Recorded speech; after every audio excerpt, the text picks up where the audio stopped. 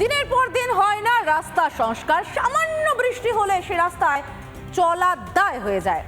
রাগে ক্ষোভে রবিবার রাস্তা সংস্কারের দাবিতে বিক্ষোভ দেখালেন খড়গপুরের পাঁচকুড়ি এলাকার বাসিন্দারা।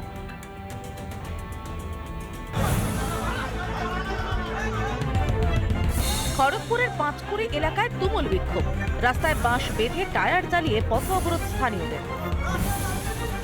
দীর্ঘদিন ধরে বেহাল পাঁচকুড়ি এলাকার প্রায় 5 থেকে 7 কিলোমিটার রাস্তা। মাত্র দুদিনের বৃষ্টিতে কাদায় প্যাচ প্যাচ করে রাস্তা, আর সেই বেহাল রাস্তা পুনর্নির্মাণের দাবিতে বিক্ষোভ।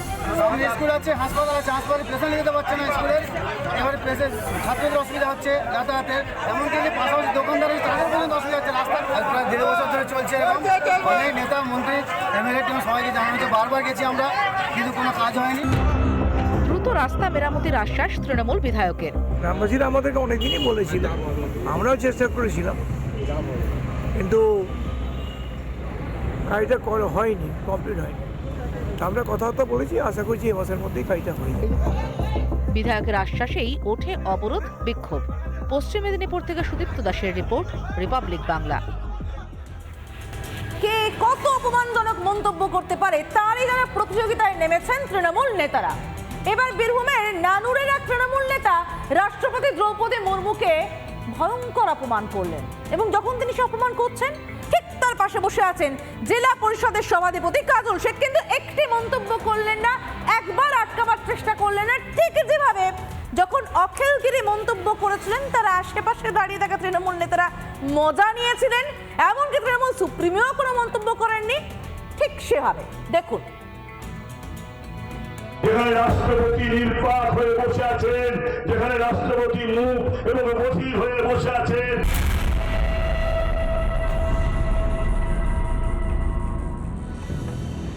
বিল পাশ নিয়ে তৃণমূলের সভা থেকে রাষ্ট্রপতি তথা একজন মহিলাকেই অবমাননা তৃণমূল নেতার। নানুরের সভায় উপস্থিত ছিলেন জেলা পরিষদের সভাধিপতি কাজল শেখ। তার পাশে দাঁড়িয়েই রাষ্ট্রপতি দ্রৌপদী মুর্মু ও প্রধানমন্ত্রী নরেন্দ্র মোদীর প্রতি অপমানজনক মন্তব্য তৃণমূল ব্লক সভাপতি সুব্রত ভট্টাচার্যের। রাষ্ট্রপতি মুখ এবং বধির হয়ে বসে আছেন, তার সেই চরিত্রটাকে বাংলার মানুষের কাছে খুলে দেওয়ার জন্য আর তাকে সাহায্য করছেন বিজেপি দলের সর্বাধিনায়ক প্রধানমন্ত্রী।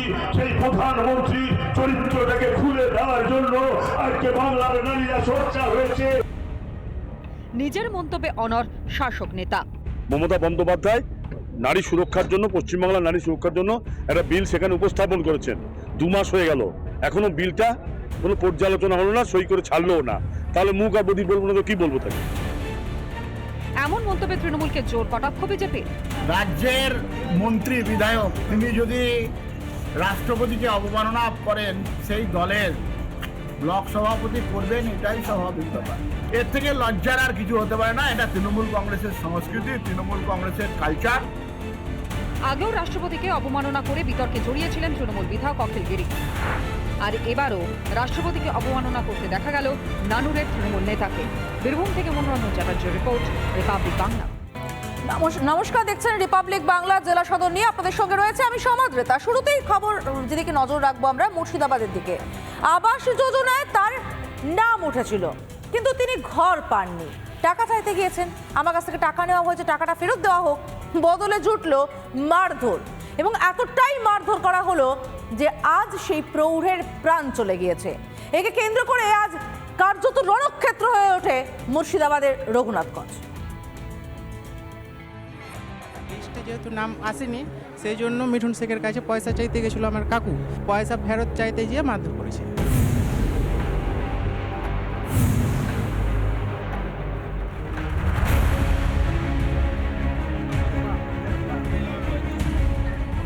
কলকাতার এনআরএস হাসপাতালে মৃত্যু হলো কালু শেখের।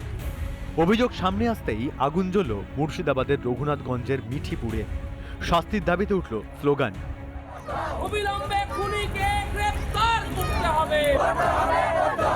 রাজ্য জুড়ে আবাস নিয়ে ভুরি ভুরি দুর্নীতির অভিযোগ, আর এর মধ্যে আরও একটা নতুন অভিযোগ সামনে এলো। নিহতের পরিবারের দাবি, শনিবার সন্ধ্যায় আবাসের তালিকায় নাম না ওঠায় টাকা ফেরত চান কালু শেখ।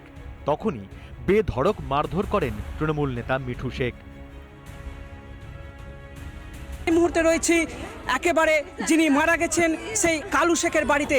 দেখতে পাচ্ছি যে কান্নায় ভেঙে পড়েছে একেবারে আত্মীয় স্বজনরা। মৃতের আত্মীয়রা চাইছেন অভিযুক্ত তৃণমূল নেতা মিঠু শেখের যেন দৃষ্টান্তমূলক শাস্তি হয়। 2 বছর আগে তাকে আমাদের গ্রামে মিঠুন শেখকে 5,000 টাকা দিয়েছিল লিস্টে নাম তোলার জন্য। হ্যাঁ, তো লিস্টে যেহেতু নাম আসেনি সেই জন্য মিঠুন শেখের কাছে পয়সা চাইতে গেছিল আমার কাকু। রড দিয়েও করেছে, প্লাস কাঠ মাঠ ইট মিট যা পেরেছে তাই দিয়ে মেরেছে।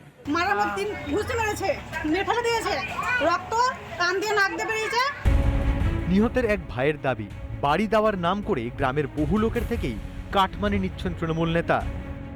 আমার তো মনে হয় যে 100-200 বেশি হবে, তো কম হবে না। বাড়ির টাকা নিয়েছে, প্রত্যেকের বাড়ি থেকে টাকা নিয়েছে। এরপরেই অভিযুক্ত মিঠু শেখের শাস্তির দাবিতে একসঙ্গে বিক্ষোভ শুরু করে বাম কংগ্রেস। তৃণমূলের এই যে রাজনীতি, গরিব মানুষের কাছ থেকে টাকা তোলাবাজি করা, আর তোলাবাজির টাকা চাইলে পাল্টা তাকে মৃত্যুর মুখে ঠেলে দেওয়া, এই যে রাজনীতি, এই রাজনীতি আমরা ধিক্কার জানাচ্ছি। প্রথমে গা ঢাকা দিয়ে থাকলেও পরে অভিযুক্ত তৃণমূল নেতাকে গ্রেফতার করে পুলিশ। এদিকে চাপে পড়ে দায় ঝাড়তে ব্যস্ত শাসক দল।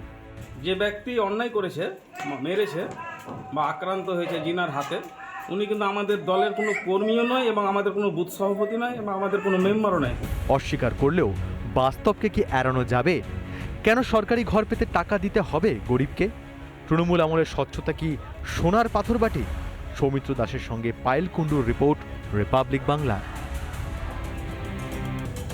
নানা ধরনের কন্টেন্ট দেখার জন্য লাইক করুন, শেয়ার করুন আমাদের ফেসবুক পেজ, সাবস্ক্রাইব করুন আমাদের ইউটিউব চ্যানেল।